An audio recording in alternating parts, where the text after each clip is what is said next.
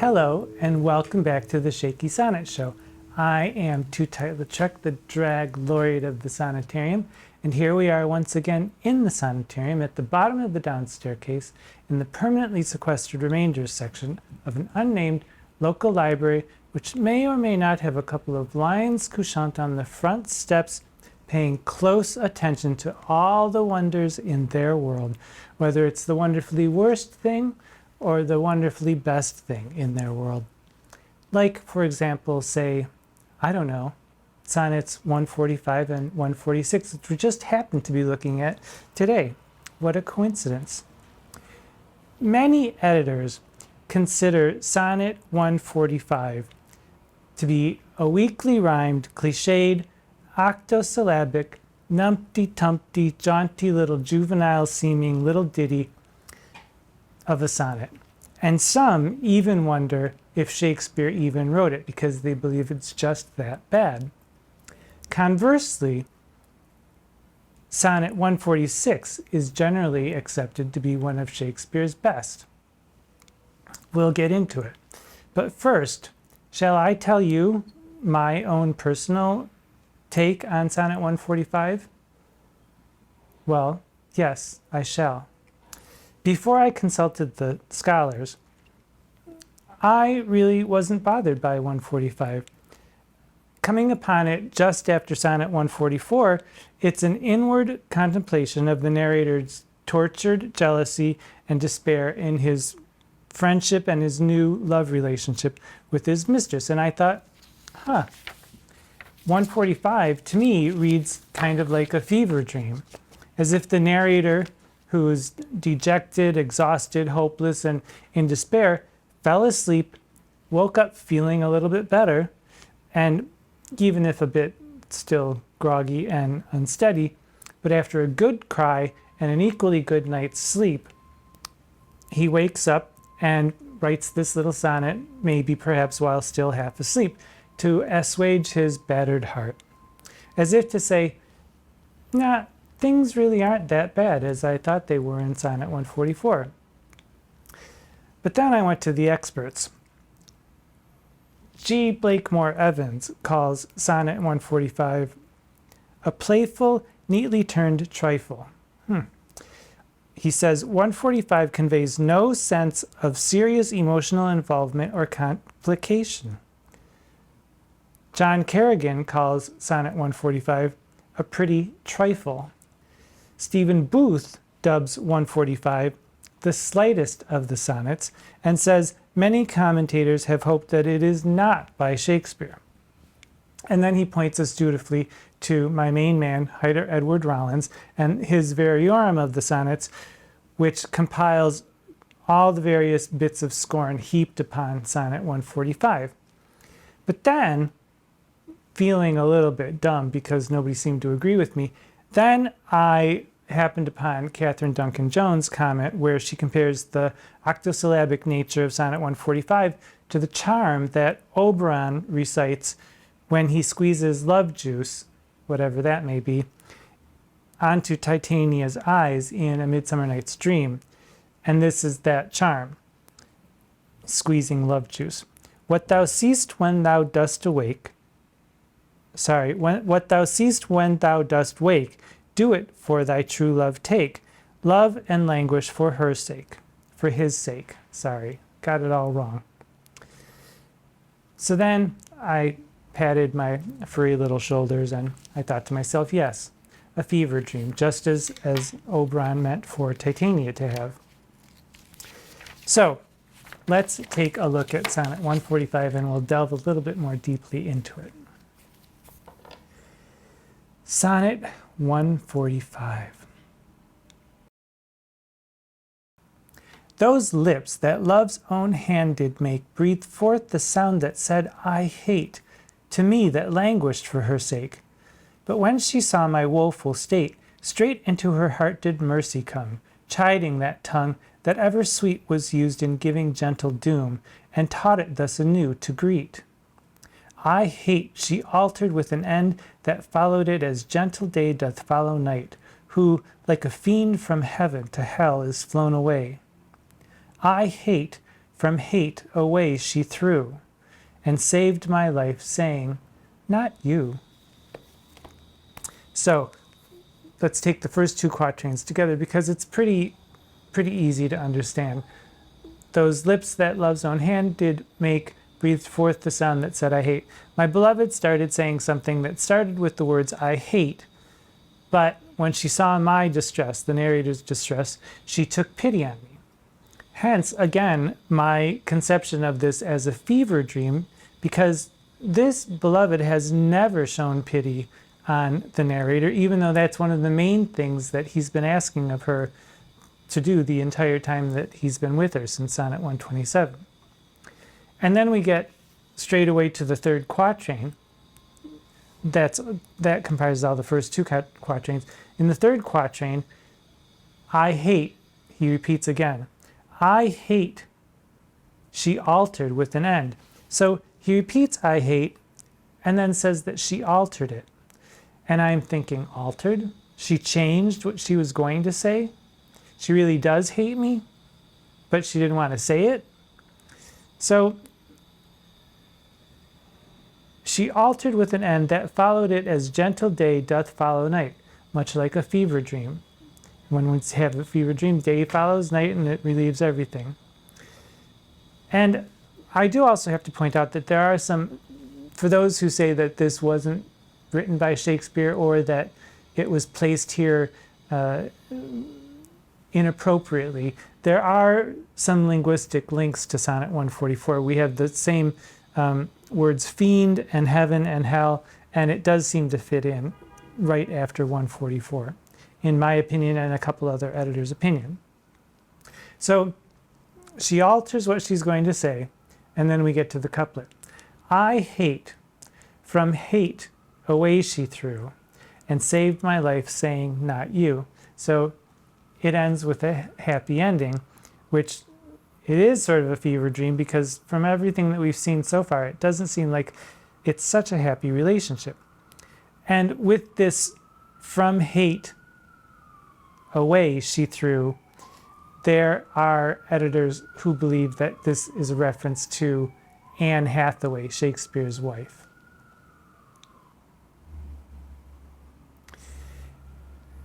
And because they think that it may refer to Anne Hathaway, a lot of critics say that it is probably from Shakespeare's youth when he married her. He was, I think, 18 and she was 27 and a few months pregnant when they were married. And Booth also says that the 14th line, and saved my life, sounds similar to Anne saved my life. So there are those who theorize that this is some reference to Anne Hathaway. Along with the fact that those are markers of this being an earlier written poem than all the other rest of the series, there's the issue of the fact that there are some weak and inadequate rhymes. Come and down, end and fiend don't rhyme comfortably with the ear.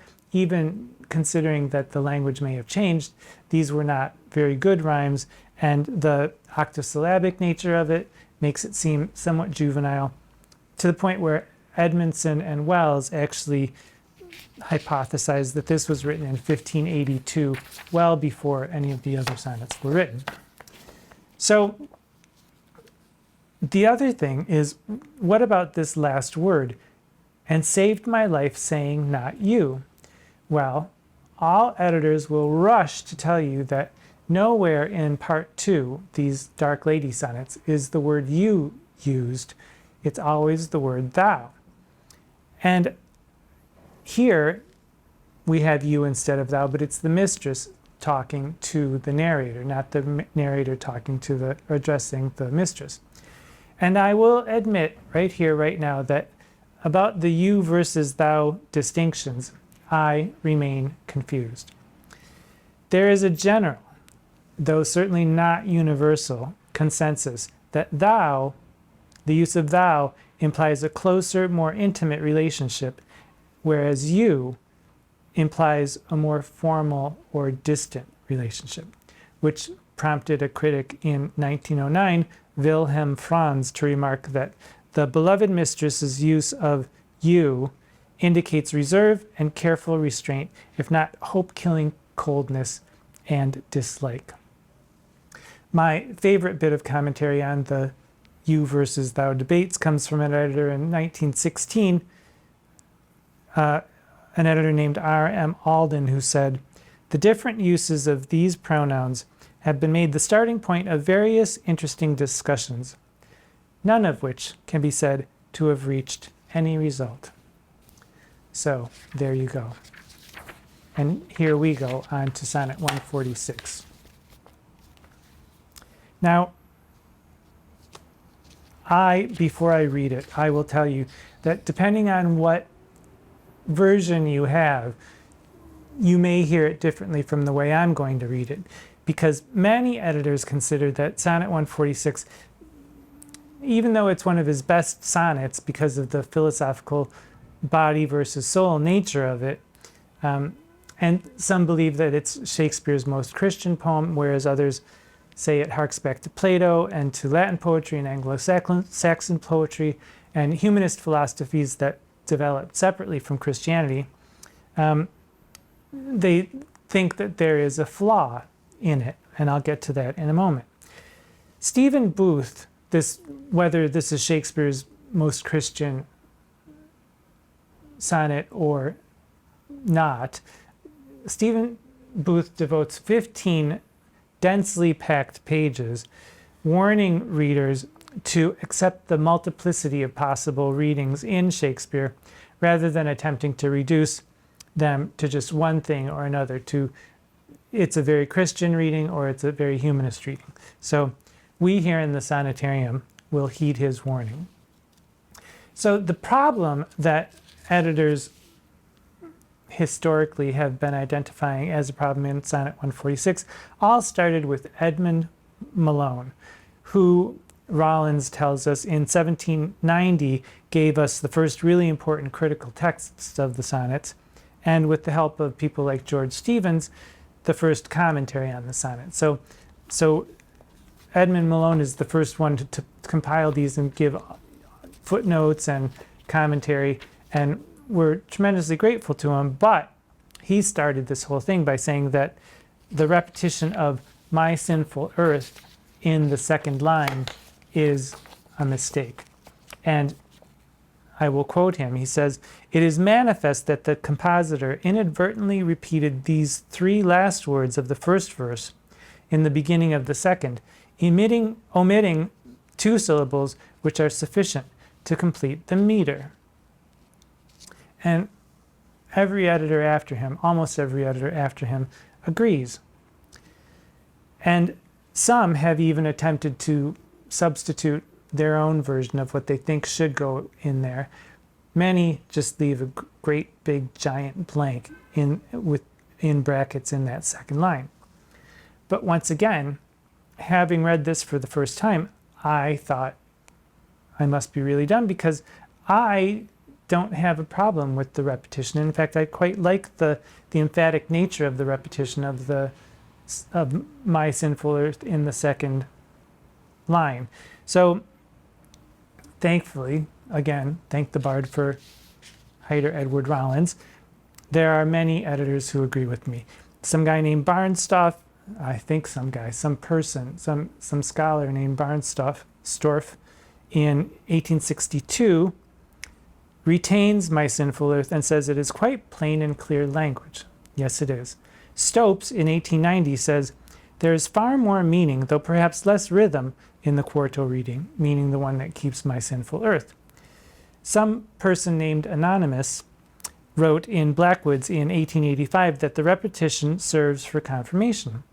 And someone named Potter in 1912 says, "The repetition is so poetically effective that it seems intentional, and the extra foot a mere oversight. Better to leave it as it stands." And I wholeheartedly agree. If your version has a blank in that spot, I urge you to fill it with "my sinful earth," just as it was in the 1609 quarto. So, and if it has something other than "my sinful earth," throw that edition away and get this one. Or get get the 1609 quarto. This one has an omission, but I'm going to read it as if it has my sinful earth. Sonnet 146. Poor soul, the center of my sinful earth, these rebel powers that thee array, why dost thou pine within and suffer dearth, painting thy outward walls so costly gay? Why so large cost, having so short least, dost thou upon thy fading mansions spend? Shall worms, inheritors of this excess, eat up thy charge? Is this thy body's end? Then, soul, live thou upon thy servant's loss, and let that pine to aggravate thy store. Buy terms divine in selling hours of dross. Within be fed, without be rich no more.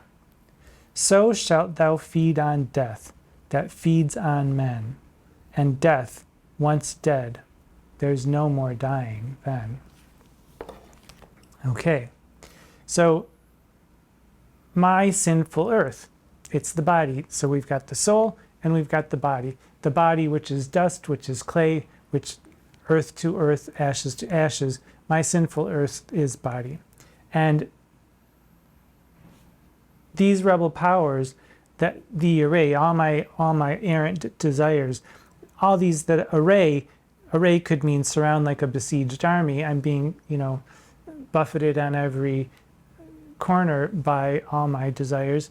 Or it could be the way to array someone who is arrayed in something is dressed in something. So the body is just dressing for the soul. And so the soul wastes away or pines. Why dost thou pine within and suffer dearth, painting thy outward walls so costly gay? The soul pines within, wastes away, while putting on a good outward show to the world. And Kerrigan notes that Shakespeare often uses the word gay to suggest gaudy allure. And it seems that some things never change.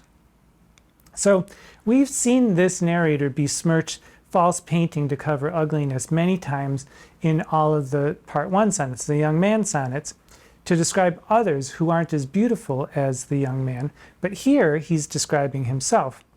He tries to show the world that he's fabulous, to hide his own vapid sinfulness and his despair, which despair is the most dire of sins, according to Sister Mary Cruciatus, religion teacher and wrestling coach at the Dolorous Vision of the Glorious Holy Weeping Wound Academy, which I attended somewhere in my youth and childhood.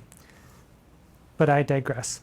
Despair is the most dire sin, and it's written all over this. Second quatrain.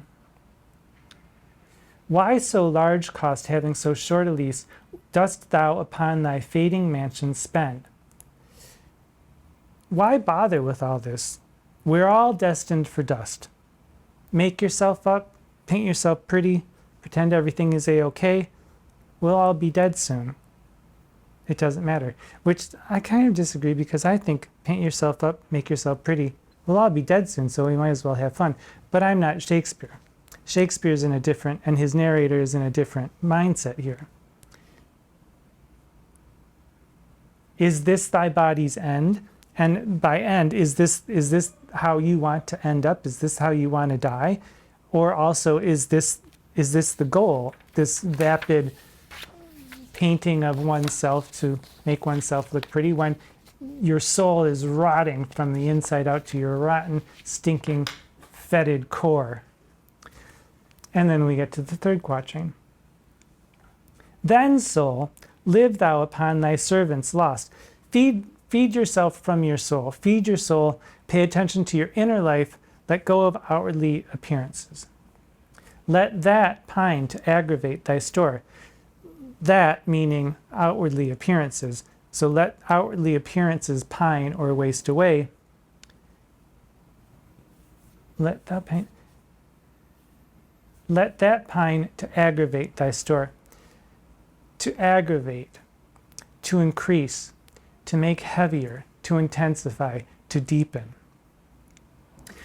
So when people use aggravate to mean to annoy, it does not aggravate me, but it does aggravate my annoyance of their ill use of the English language. And that's all I'll say on that. We'll move on to the couplet. The couplet, happy thought of the day. You're all going to die! And I will too. We're all doomed. And then it won't matter. So shalt thou feed on death that feeds on men, and death once dead, there's no more dying then. All those D's and TH's, bing, bam, boom, blah, like another shovelful of dirt on top of the pine cabinet of your grave in your coffin. It won't matter because we'll all be dead and we won't be around to see it, or it won't matter because, you know, life everlasting and the immortal soul, if you're into that sort of thing. So quite a dire little sonnet, and there's a lot to think about. And Shakespeare really vivifies death. I get that's an anomaly or an oxymoron, but he really does make the horror of death tremendously clear in his plays and in this sonnet in particular. So, on to our discussion. Is this a male horn or a female horn? Well, for sonnet 145, line 3, for her sake, we give the pink honk. For 146, no honk, just the silence of the grave. No gender specified.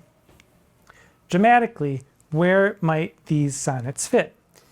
As I said before, sonnet 145, A Midsummer Night's Dream, the octosyllabic nature of Oberon's charm over Titania, and this fever dream aspect of it, I think fits very well with sonnet 145. Sonnet 146, you know, I have to say Hamlet, this too solid flesh, and how weary, stale, flat, and unprofitable seem to me all the uses of this world. That's sonnet 146 up and down the line. So narratively, where does this leave us? Well, sonnet 144, 145, and 146 are all private contemplations rather than direct addresses to the beloved. There's an inwardness, there's a loneliness, which to me is a sign that our narrator has a lot of alone time on his hands. Time to moan, time to moon, time to ask, what's it all about, Elfie? Or in this case, what's it all about, Willie? Well, I'll tell you what it's all about. It's about 8 more sonnets before we complete reading and discussing this 154 sonnet series. Something has to happen, either with the relationship or with the narrator. Will he end up like the very fetching young Michael Caine at the end of the movie, the 1964 movie, What's It All About, Alfie? Or will he have a different sort of ending, this narrator? We shall see. Until then, well, come join me next time and we will find out together. We can pay attention together to all the wonders that await us. And you can pay attention, meanwhile, to all the wonders in your world. Until we meet again, I am Tootight Lautrec.